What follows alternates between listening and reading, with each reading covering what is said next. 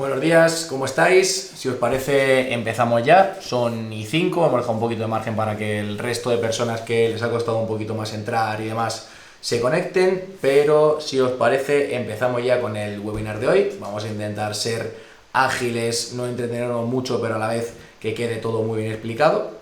Y luego lo único, la gente, o sea, los que tengáis alguna duda, vamos a intentar no parar, vamos a intentar ponerlas por el chat y al final del todo las respondemos, aunque marcaremos algunas de las dudas más frecuentes y las explicaremos.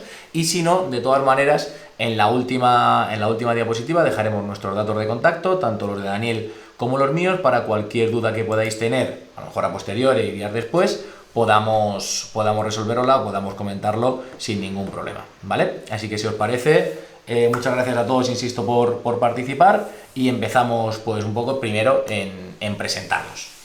Vale, igual de mi parte, muchas gracias a todos, es un placer estar aquí.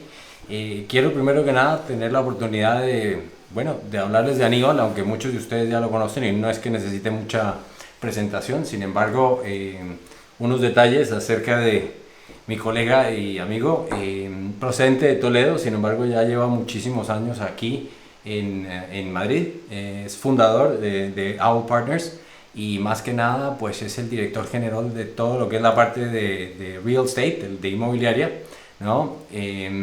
Es del equipo asociado de Keller Williams One y de Marbella, pero más importante, lleva muchísimos años en el sector inmobiliario y más que los años que lleva con la experiencia del sector inmobiliario, ha sido muy destacado, top 10 nacional en Keller Williams, lo cual es muy importante, más importante que ser el top 10 además, ha sido certificado, y muy pocos lo han sido, certificado como agente Keller Williams Luxury. Entonces, como ven, no es solo su experiencia en todo lo que es el tramo de internacional y nacional en la inmobiliaria, sino que ha sido destacado, ¿no?, en Keller Williams y como muchos de ellos es especializado más que todo en la parte residencial y en la parte de inversión. Aprendiendo todavía mucho de Aníbal, ¿no?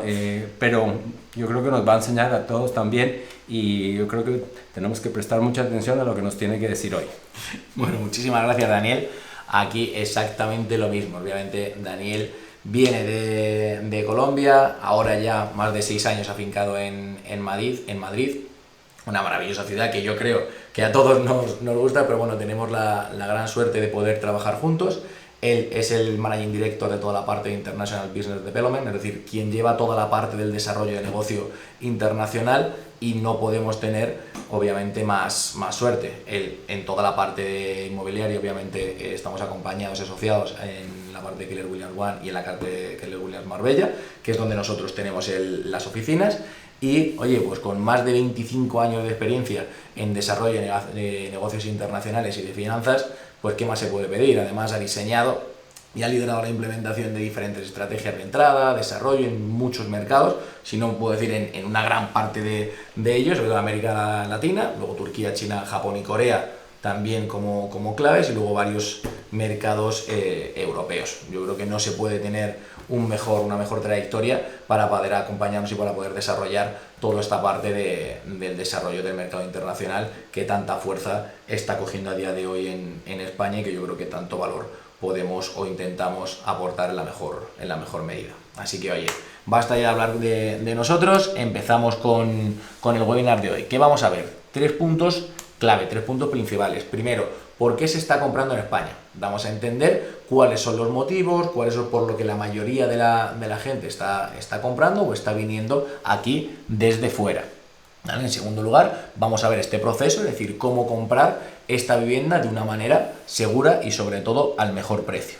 Y punto número 3, ¿qué alternativas existen a esta compra como inversión? Es decir, podemos comprar para vivir o podemos comprar para invertir. Pues en el caso de que nuestro foco sea la inversión, vamos a ver qué otras alternativas podemos encontrar que quizá nos encajen de manera definitiva o de manera temporal mejor a nuestra situación, ¿no?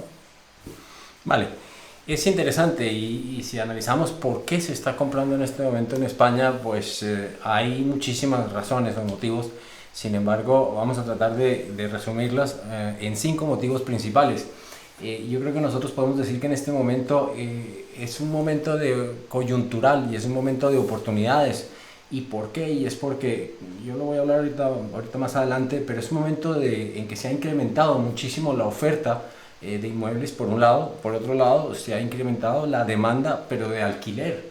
Entonces, pues tanto el incremento de oferta de venta como la demanda de alquiler lo que produce es un incremento en el retorno comercial, en la rentabilidad. Por consiguiente, se ha vuelto supremamente atractivo, tanto financieramente como comercialmente, el invertir en España. Entonces, es un momento especial. En segundo lugar, yo creo que España, y yo lo digo como extranjero, España tiene un marco legal supremamente atractivo para que tanto los locales como los extranjeros especialmente invirtamos en España. Hace unos años se hablaba siempre de que solamente se podía si habían ciertas condiciones, ciertos términos. Hoy en día es que es facilísimo, cualquier extranjero puede invertir, puede comprar de cualquier manera un inmueble o cualquier otra forma aquí en España, y eso son muy pocos los países que dan esa flexibilidad y ese marco legal tan atractivo como lo hace España. En tercer lugar, yo hablo de estabilidad y seguridad, pero esta seguridad y estabilidad estoy hablando de la economía, la proyección económica, y no lo digo yo como Daniel Pradilla solamente, lo dice el Fondo Monetario Internacional en su predicción, y la cual prevé que para este año tiene un Producto Interno Bruto España, ¿no?, muy positivo, ¿no?, y un crecimiento muy positivo. Esto pues da una seguridad y una estabilidad que muy pocos países lo tienen, especialmente viniendo de la crisis en que venimos. Una estabilidad económica difícil de ver en cualquier otra parte, sobre todo para uno poder invertir económicamente bajo una estabilidad y una seguridad que se pueda predecir. Por otro lado, es que no lo podemos hacer a un lado.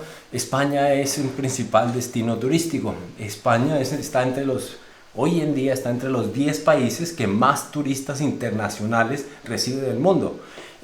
Tenemos que reconocer que en el 2018, hace 2 años, antes del COVID, España estaba catalogado como el segundo país que recibía más turistas internacionales del mundo, el segundo país.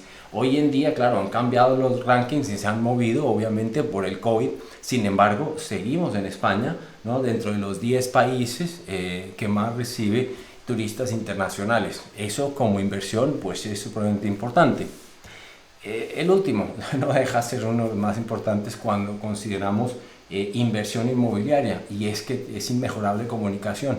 Conseguir un inmueble que esté localizado cerca del aeropuerto, cerca de los centros comerciales, cerca del centro de la ciudad, cerca de todo, y con una posibilidad logística de comunicación, y aún así que sea a unos precios asequibles, pues es muy difícil de lograr, y eso se logra en ciudades importantes en España, por ejemplo como en Madrid, ¿no? Eso hace que invertir en ciudades en España, ¿no?, sea supremamente atractivo, y es la razón por la que la gente está invirtiendo en España a diferencia de muchas otras partes del mundo. Pero una pregunta más importante es ¿por qué o cómo es este tipo de mercado ahora, ¿no? ¿Por qué están comprando y en qué tipo de mercado nos encontramos, ¿no?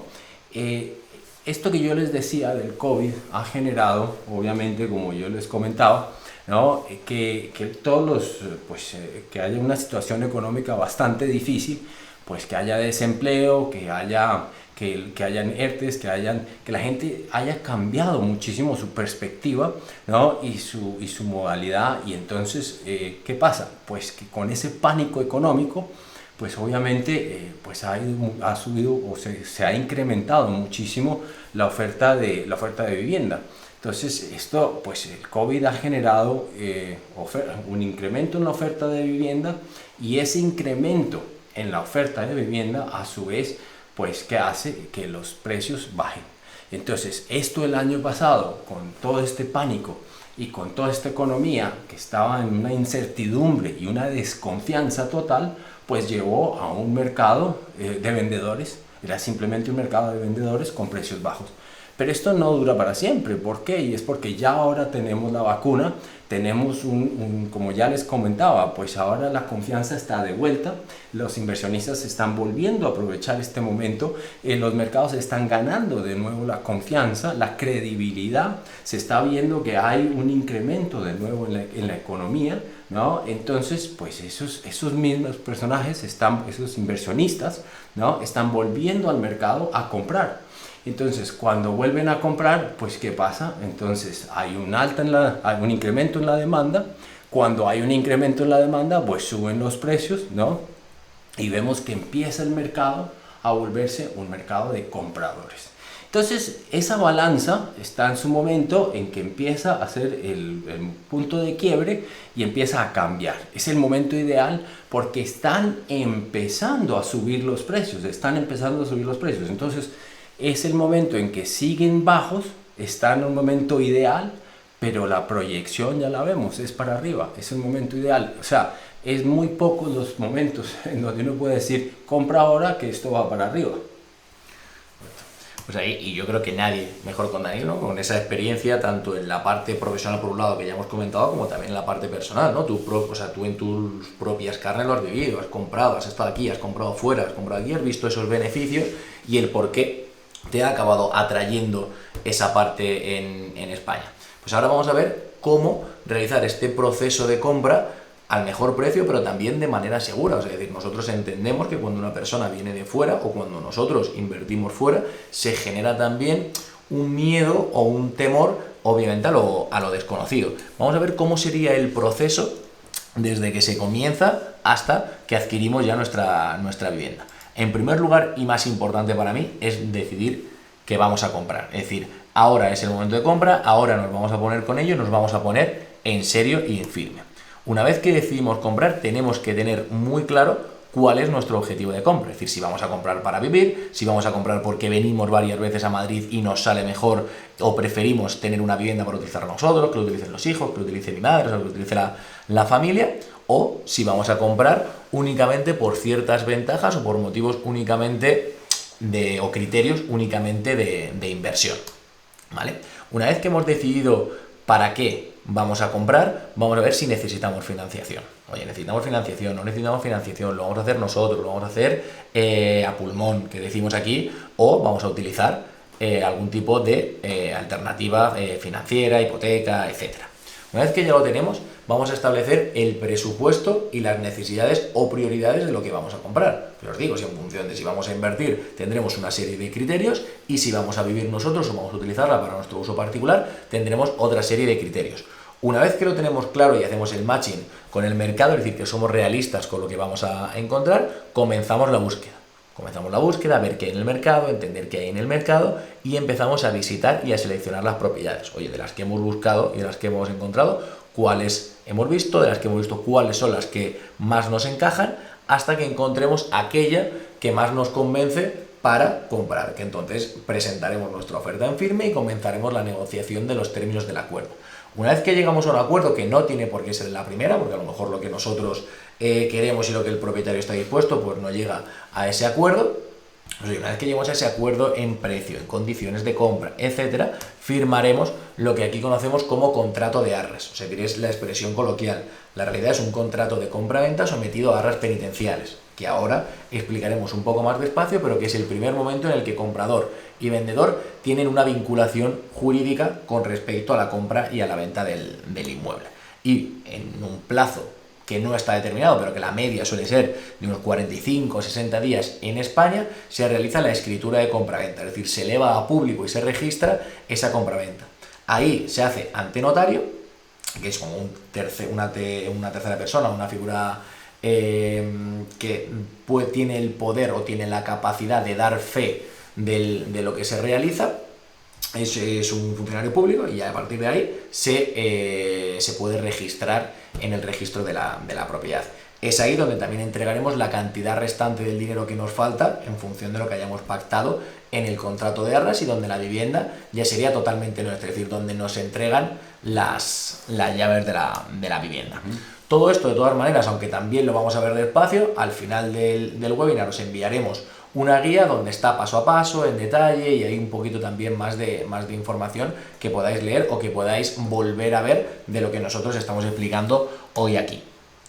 Entonces, aquí es importante también si necesitamos liquidar o no, Daniel. O sea, aquí cuéntanos un poco las diferentes opciones. Sí, este me gustó a mí entrar a explicarlo porque muchas veces se cree que es obvio y no lo es.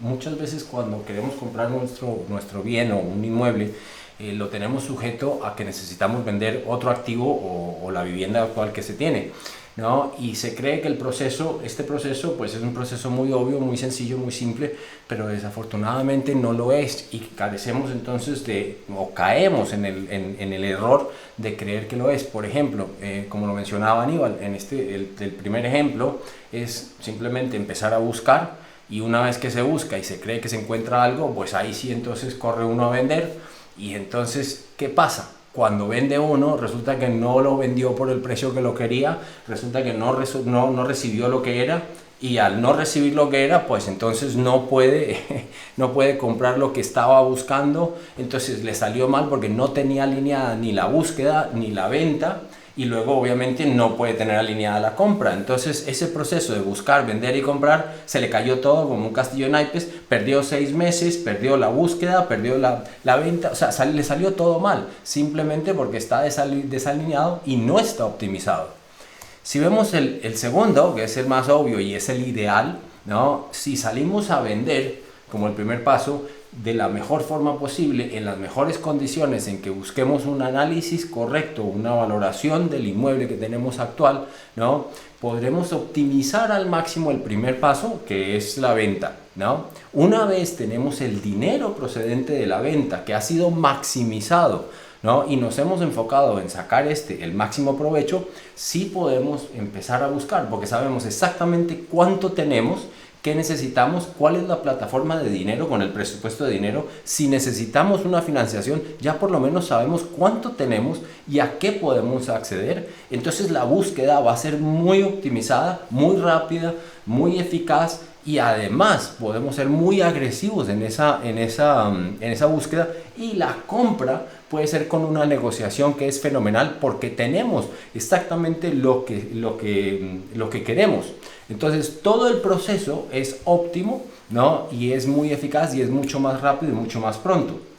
Si por el contrario hacemos el tercero, que es el peor de todos, pues procedemos a buscar y comprar. ¿Y qué pasa? Pues firmamos unas arras, firmamos un contrato, no hemos vendido, quizás entonces no recibimos el dinero cuando esperábamos, nos comprometimos, quizás entonces recibimos una financiación, empezamos a pagar intereses, mejor dicho, se nos cae todo simplemente porque nos comprometimos a algo que no lo tenemos sujeto todavía. Entonces todo está desalineado, todo se nos cae, todo nos cuesta muchísimo más, quizás nos embarcamos en algo que no podíamos pagar, totalmente desalineado. En pocas palabras, el punto número 1 y el 3, perdón, no están alineados ni están optimizados. La única forma de poder maximizar realmente este proceso, que es muy sencillo, es primero enfocarse en la venta, segundo enfocarse en buscar el segundo, y así saber cuánto se tiene y cuánto se va a comprar, y el tercero pues comprar, que es cuando el mercado está ideal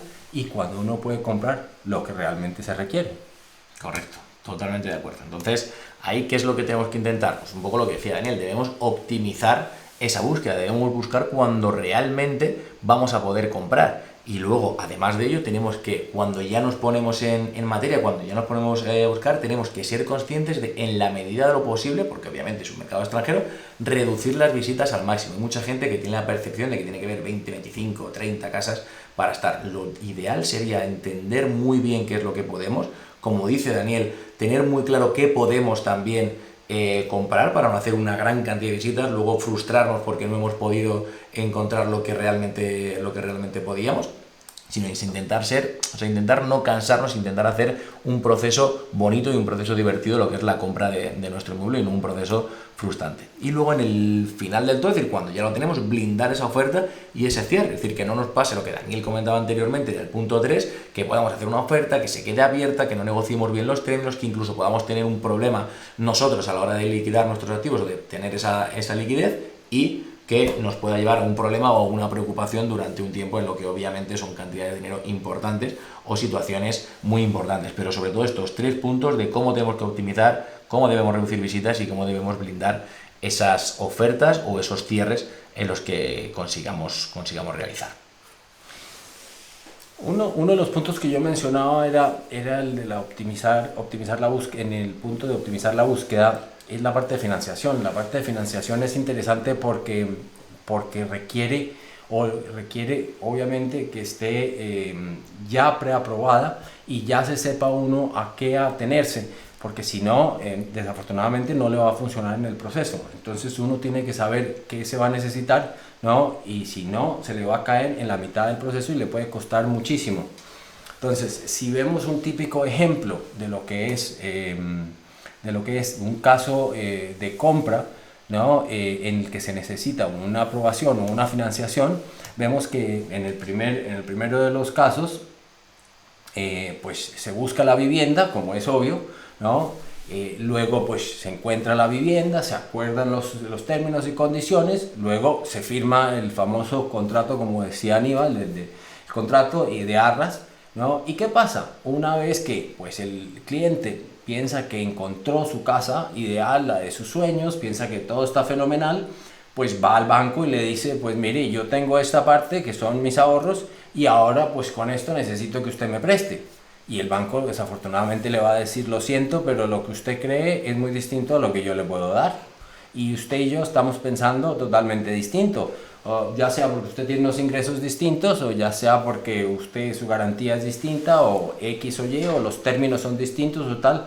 En todo caso, hay una diferencia radical entre lo que pensaba el cliente y lo que el banco le va a dar. Entonces, ¿qué pasa? Todo el proceso se cae, se pierde todo el tiempo y no se puede firmar la escritura, que sería el mejor de los casos. El peor de los casos es que puede aún perder las arras. Entonces, ¿qué decimos nosotros? Este cierre de financiación debería, en el mejor de los casos, pasarse al primer paso, que sería lo más ideal que puede suceder, y es simplemente el cliente, como en muchos países del mundo, el cliente simplemente va al banco en el primer paso y le dice, mire, yo quiero comprar una casa, estos son mis ingresos, esto es lo que tengo ahorrado, esto es lo que tengo, estos son los términos y condiciones, dígame usted señor banco, a qué puedo acceder con una hipoteca. Y el banco pues le puede decir a qué puede acceder, le puede decir cuáles son los términos de la preaprobación, y ya el cliente sabe qué tiene de presupuesto, no solamente de sus ahorros, sino por parte del banco. Entonces con eso ya es muchísimo más fácil, porque todo el proceso se vuelve muy sencillo, porque empieza desde la preaprobación del banco, que es cerrar la financiación, ya sabe con cuánto dinero cuenta, ¿no? Y luego sí pasa ya al resto, que es buscar su vivienda, encontrarla y acordar las condiciones, firmar el contrato de arras, y ya es simplemente escritura y compraventa. Lo bueno de esto es que ya teniendo el dinero y teniendo la financiación, puedes hacer una negociación con el inmueble muchísimo más agresiva, muchísimo más certera y muchísimo más eficiente, y puede lograr lo que realmente quiere mucho más fácil. Vale, y una vez que tenemos clara esa preaprobación, empezamos con la búsqueda y tenemos que analizar cuáles son nuestras necesidades y establecer esos criterios de búsqueda, para no estar buscando en un sitio, buscando en otro sitio, ahora de 3 habitaciones, ahora es inversión, ahora lo quiero para estudiantes, ahora lo quiero para estudiantes. Tenemos que tener muy claro qué es lo que queremos para no frustrarnos, insisto, en este proceso.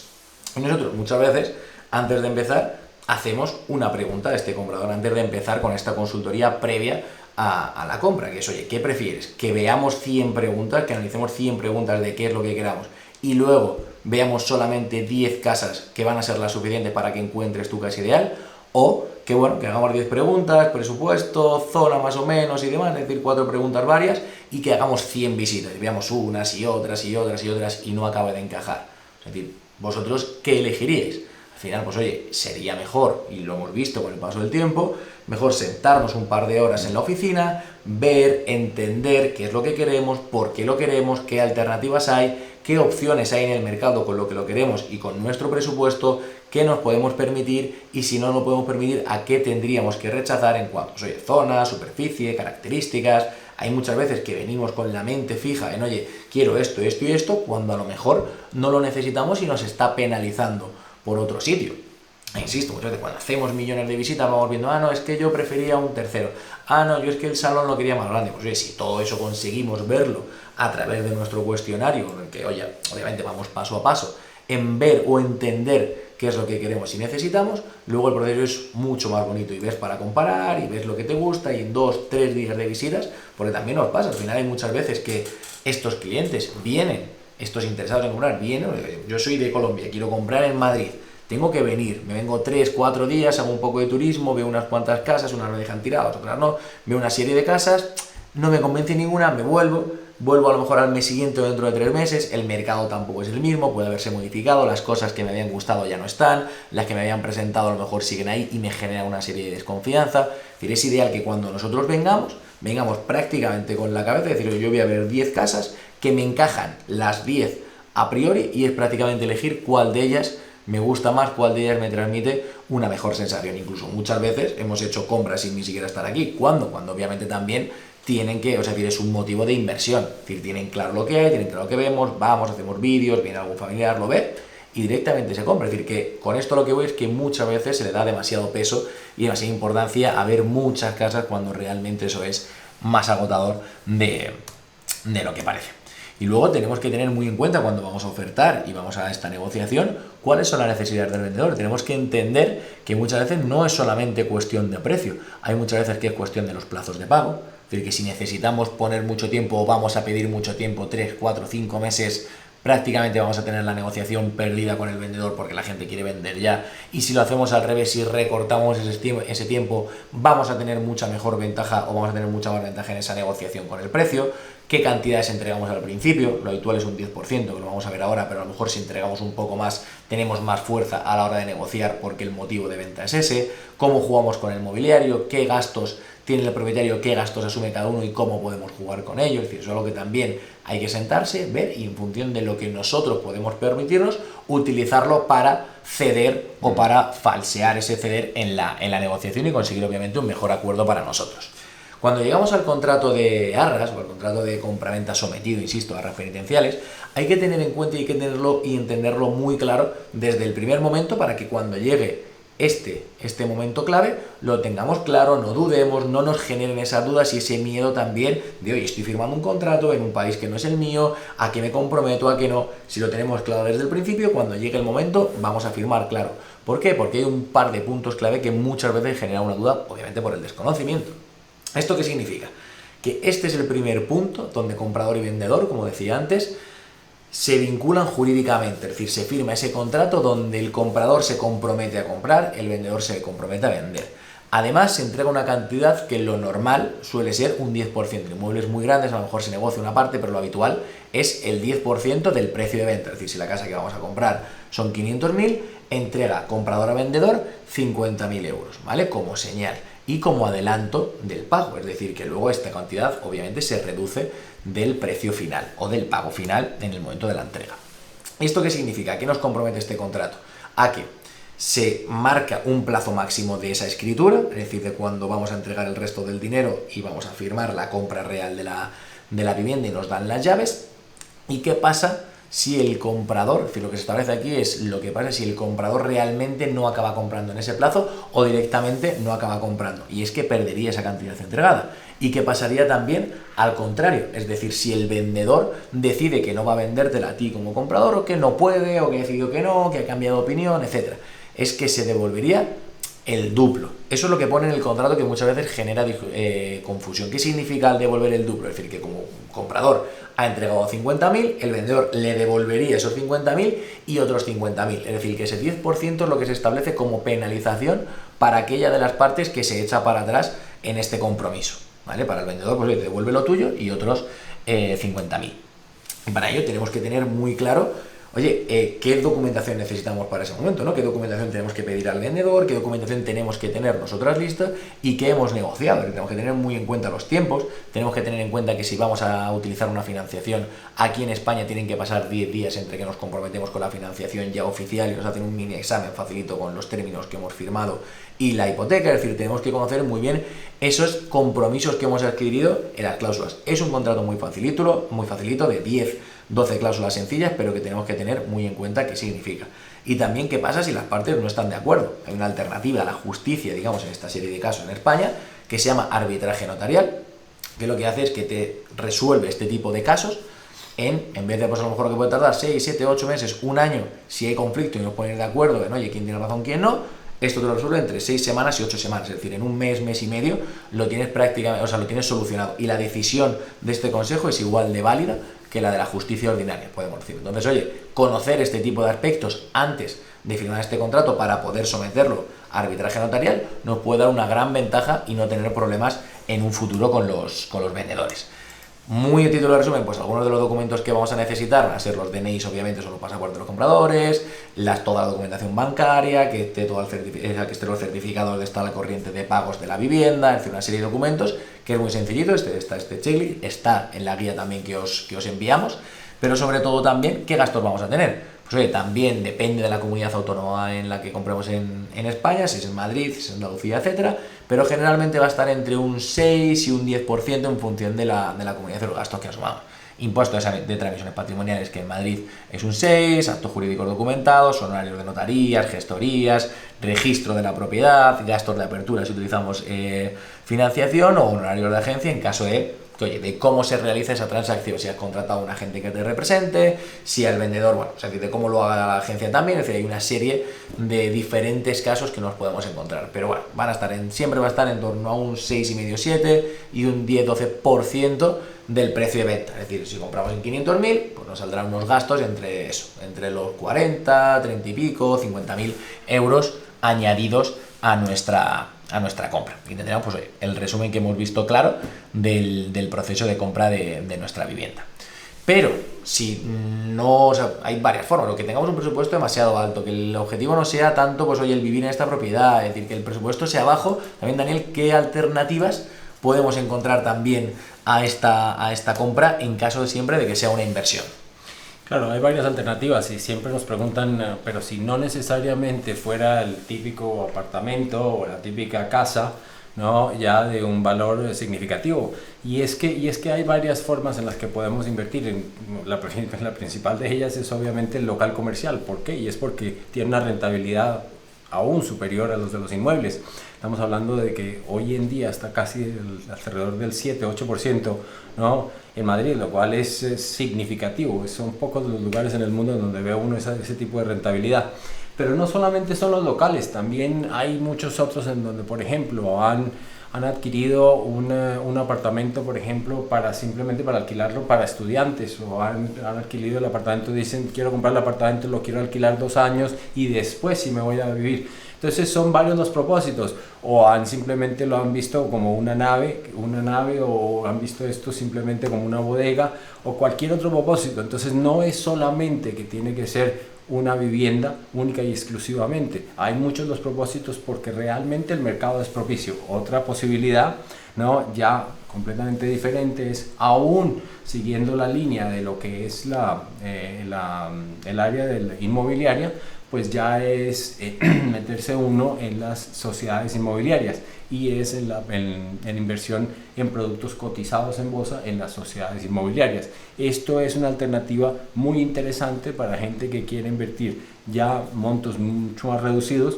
que no esté dispuesta en este momento a invertir 1 millón o 500.000 o 300.000, sino montos mucho más reducidos, y que quiere de todas maneras estar en la línea inmobiliaria.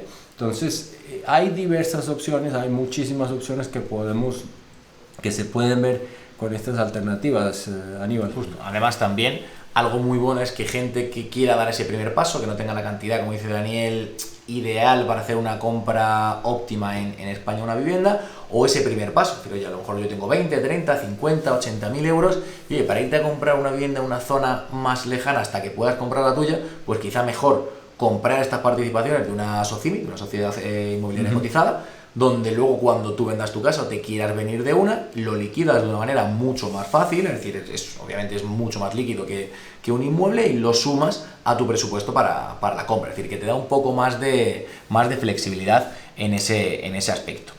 Y esto es casi todo. Vamos a ver algunas de las preguntas frecuentes, porque bueno, algunas de las que yo he ido viendo, algunas de las del chat probablemente ya se resuelven aquí y las resolvemos de una, y si no, pues vemos más.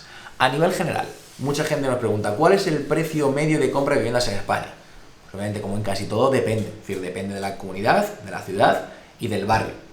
Pero en Madrid, que es donde la mayoría de gente está, obviamente, a nivel de inversión, porque también la desinversión es más fácil. Es decir, muchas veces cuando un extranjero compra, piensa en si se tiene que ir o si decide irse. No es lo mismo comprar en un pueblo de Madrid que comprar en Madrid capital a la hora de decidir esa rapidez de venta por la demanda.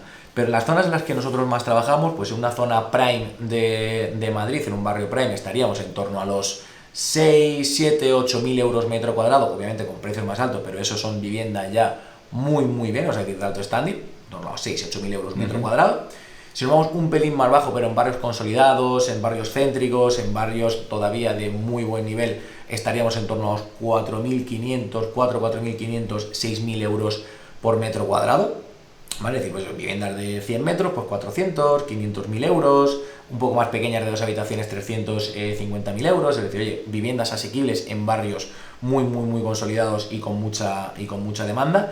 Y luego ya, si queremos bajar demasiado el presupuesto, nos tendríamos que ir a zonas un poco más periféricas, un poco con más riesgo, un poco menos consolidadas, con más volatilidad en los precios en momentos duros del mercado, y estaríamos, pues, oye, en 2.000 euros, 1.500, 3.000 euros metro cuadrado. Pero bueno, es decir, yo realmente nuestra recomendación siempre, sobre todo para inversor extranjero, es comprar casas un poco más pequeñas si no es para vivir, o un poco, o sea, reduciendo algunos de los privilegios y sí manteniendo un poco la ubicación como prioridad principal, o sea, eso obviamente.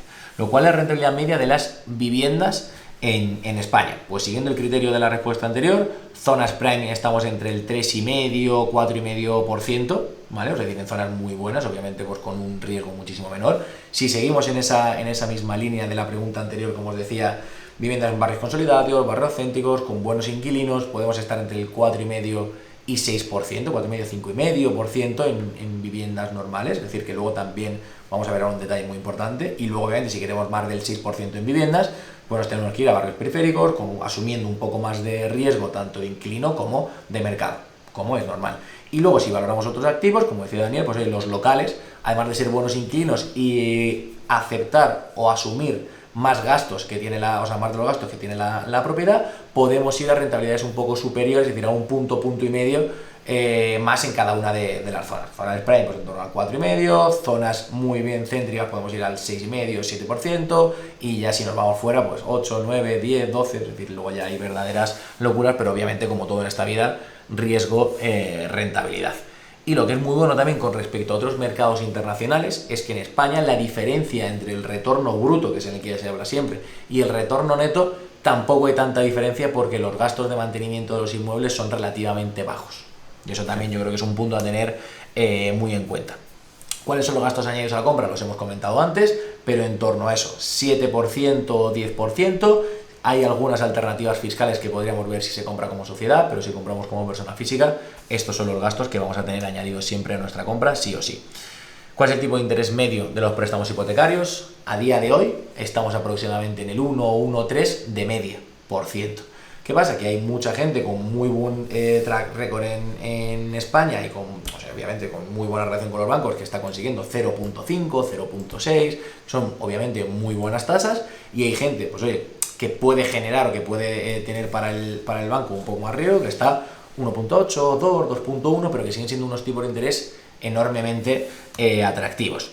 Y los gastos medios de una vivienda pues son muy bajos, es decir, el impuesto de bienes inmuebles, que es un impuesto que se paga al ayuntamiento, es muy bajito, es decir, prácticamente no es significativo. Para una casa de 500.000 euros a lo mejor tenemos 500 euros al año o 600 euros al año de ese coste. La comunidad depende mucho de los servicios, es decir, pues hay comunidades de los 70 euros al mes o 60 euros al mes, 100 euros al mes con portero, con calefacción, 150 euros al mes. Si ya vas a casas obviamente muy grandes y con muy pocos vecinos en el edificio que tengan muchos servicios, pues obviamente hay que asumirlos, como en todas las ciudades del mundo, pero la media sería 150 euros aproximadamente al mes. Y luego, pues, oye, también una serie de preguntas que nos hace mucha gente por el interés de estas inversiones y que Daniel conoce perfectamente. Vale, quizás por ser extranjero las conozco y las he lidiado mucho, las he tratado de responder, y es Claro, yo he explicado mucho que el marco legal es supremamente flexible en España. Sin embargo, aún así siguen preguntando qué es la Golden Visa, y la Golden Visa es muy sencilla. Exactamente, es un permiso de residencia que está sujeto obviamente al monto de inversión que haga cualquier extranjero en territorio nacional en España. Lo bueno que tiene obviamente es que es supremamente sencillo. Lo único que tiene que hacer uno es invertir hasta 500.000 euros, ¿no? Y está sujeto simplemente a esa inversión, no es más. ¿Cuáles son los requisitos para obtener esto? Pues básicamente es muy sencillo. Cualquier persona extranjera puede acceder a esta Golden Visa. No necesita tener nada, simplemente pues obviamente no tener antecedentes penales, no tener nada grave, pero adicionalmente a eso puede ser cualquier persona. ¿Qué ventajas tiene frente a otros? Pues simplemente tiene completa movilidad por todo el territorio español. No hay que residir, no hay que tributar, no hay ni siquiera un mínimo de días que tiene que permanecer en el territorio nacional. Es que hay muchos países en los cuales le dicen a uno, sí, le recibimos con inversión, tiene que venir, pero tiene que permanecer mínimo 180 días, o tiene que hacer esto, o tiene estas son las condiciones, o tiene que tributar de esta manera, es bastante complicado porque es en la letra menuda en donde está el problema. Aquí en España no lo es, y esa es la belleza que tiene el Golden Visa. ¿Quiénes se pueden beneficiar de esto? Pues en principio todos los familiares, especialmente obviamente el cónyuge y los hijos menores. Los hijos mayores, en el caso de que sean económicamente dependientes, pues todavía se pueden beneficiar. ¿Cuánto es el monto? Ya lo había dicho yo, el monto mínimo son 500.000 euros, y por último me preguntaban si se puede obtener una financiación a partir de los 500.000, pero esos 500.000 tienen que estar libres de cualquier carga hipotecaria y cualquier deuda. Tiene que demostrarse que esos 500.000 sí vienen como inversión. A partir de ahí en adelante sí se puede obtener un crédito o cualquier otra línea crediticia. Es más que, yo recalco esto, es que el marco legal para invertir en España es supremamente flexible. La Golden Visa es uno de ellos, es un ejemplo de ellos que ya lleva mucho tiempo, pero aparte de eso, si yo mañana quiero invertir como extranjero, como actualmente yo lo soy, si yo quiero invertir en España, es que es supremamente fácil. No necesito la Golden Visa, sino que lo puedo hacer mañana. Es así de sencillo. Sí, la Golden Visa sobre todo es para gente que luego quiere moverse por Europa, quiere más fácil, o sea, que tiene ciertas facilidades, y que sobre todo porque, oye, pues ya que vas a invertir, hay mucha gente de diferentes nacionalidades que compra, lo pone en rentabilidad, y es como si se hubiera comprado ahí una especie de entrada para moverte sin más allá.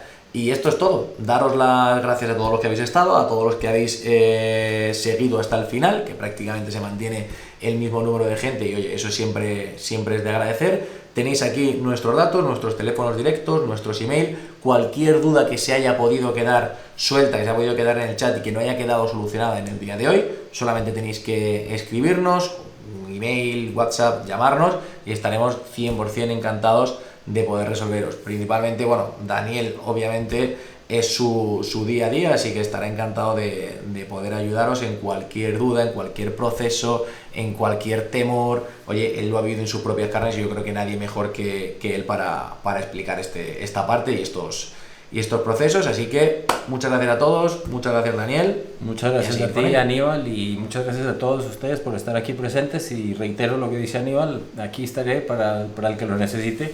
Es un placer realmente poder compartir las experiencias positivas que yo he tenido, y quiero mucho a España, así que quiero poder compartir la buena experiencia que yo he tenido en España con todos ustedes.